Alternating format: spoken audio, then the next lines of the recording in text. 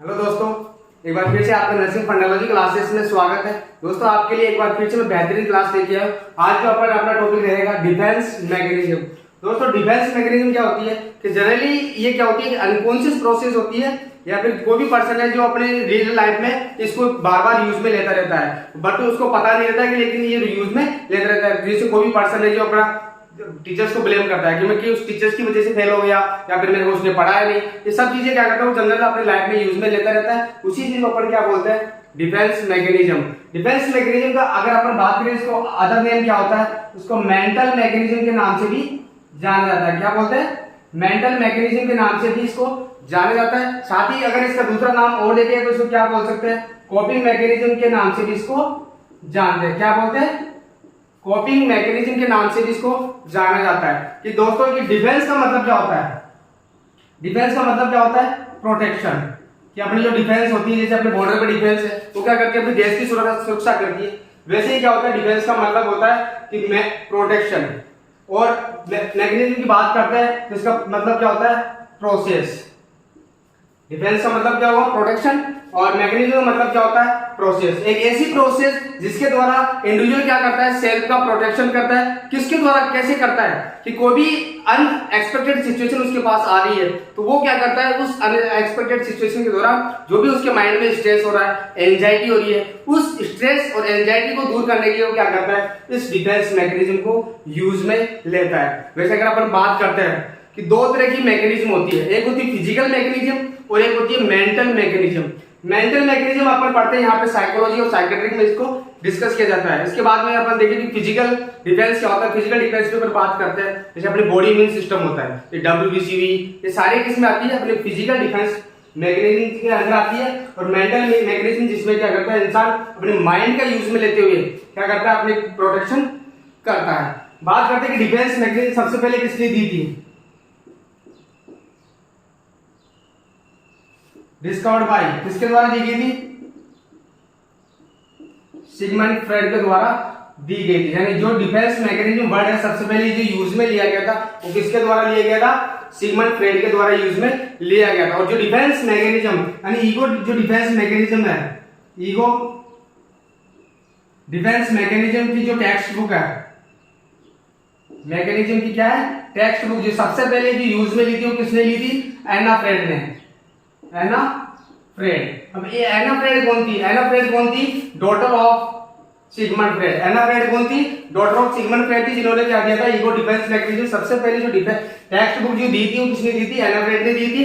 और साथ ही साथ बात करते हैं कि जो सिगमंड फ्रेड थे, सिगमंड फ्रेड को क्या बोला जाता है, father of psychoanalytic theory, father of psychoanalytic theory बोला जाता है। किसको बोला जाता है, सिगमंड फ्रेड को बोला जाता है। जो साइकोएनालिटिक थ्योरी थी वो कब दी थी, 1939 के अंदर इस थ्योरी के बारे में उन्होंने बताया था। इसके अंदर अलग अलग कंपोनेंट्स के बारे में बताया था, जो अपन नेक्स्टली क्या करेंगे उसको डिस्कस करेंगे। साथ ही साथ अगर बात करते हैं सिगमंड फ्रेड को और क्या बोला जाता है, इन्होंने दिया था ईगो डिफेंस मैकेनिज्म के बारे में इन्होंने बताया था। किसके बारे में बताया था, ईगो डिफेंस मैकेनिज्म के बारे में बताया था। ईगो डिफेंस मैकेनिज्म होती है उसके अंदर जो 3 कंपोनेंट आते हैं जिनको पर्सनैलिटी ट्रेट्स के नाम से भी जाना जाता है, जिसमें कौन कौन से कंपोनेंट्स आते हैं, ईड, ईगो और सुपर ईगो। तो 3 कंपोनेंट्स के बारे में उन्होंने बताया था। किसमें बताया था, साइकोएनालिटिक थ्योरी के अंदर उन्होंने बताया था कि डिफेंस मैकेनिज्म क्या होती है, कि जिसमें 3 कंपोनेंट आते हैं, ईड, ईगो और super ego.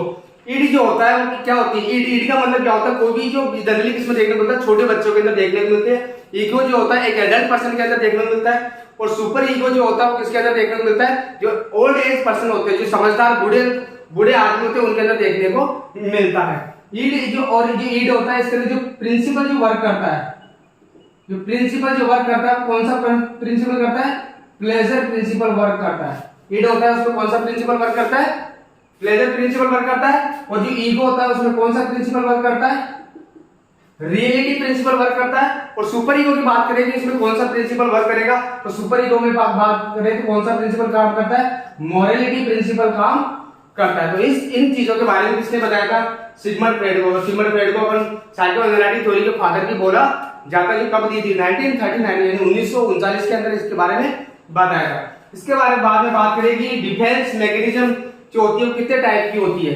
Mainly defence mechanism को अपन मेनली दो टाइप में डिस्कस करते हैं। फर्स्ट जो होती है कौन सी होती है, पॉजिटिव डिफेंस मैकेनिज्म।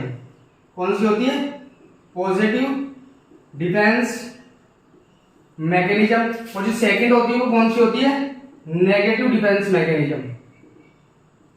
कौन सी होती है, नेगेटिव डिफेंस मैकेनिज्म होती है।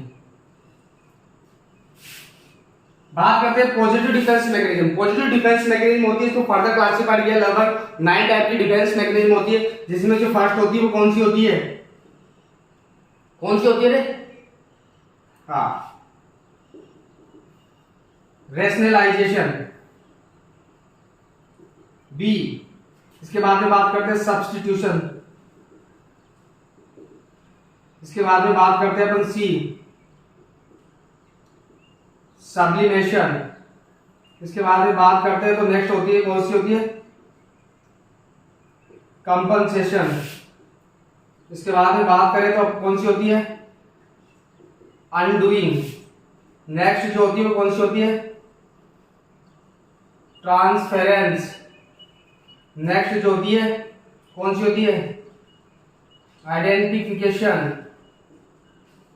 एंड लास्ट वन जो होती है वो कौन सी होती है, इंटेलेक्चुअलाइजेशन।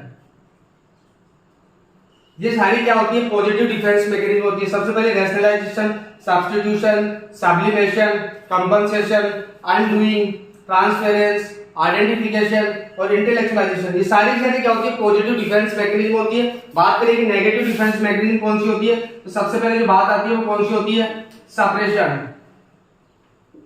कौन सी होती है, सप्रेशन। नेक्स्ट जो होती है वो कौन सी होती है, रिग्रेशन। नेक्स्ट जो होती है वो कौन सी होती है, प्रोजेक्शन। नेक्स्ट जो होती है वो कौन सी होती है, रिएक्शन फॉर्मेशन। नेक्स्ट जो बात आती है वो कौन सी होती है,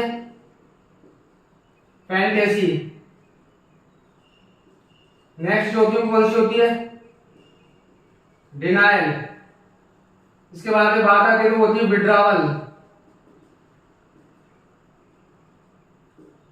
इसके बाद में जो आती है वो होती है फिक्सेशन। ये सारी क्या होती है, नेगेटिव डिफेंस मैकेनिज्म होती है, जिनके बारे में अपन डिस्कस करेंगे डिटेल के अंदर। कि पॉजिटिव डिफेंस मैकेनिज्म और negative defence mechanism. Positive defence mechanism बात करें तो सबसे पहले होती है rationalization, substitution, sublimation, compensation, undoing, transference, identification और इंटेलेक्चुअलाइजेशन। ये सारी क्या होती है, पॉजिटिव डिफेंस मैकेनिज्म होती है।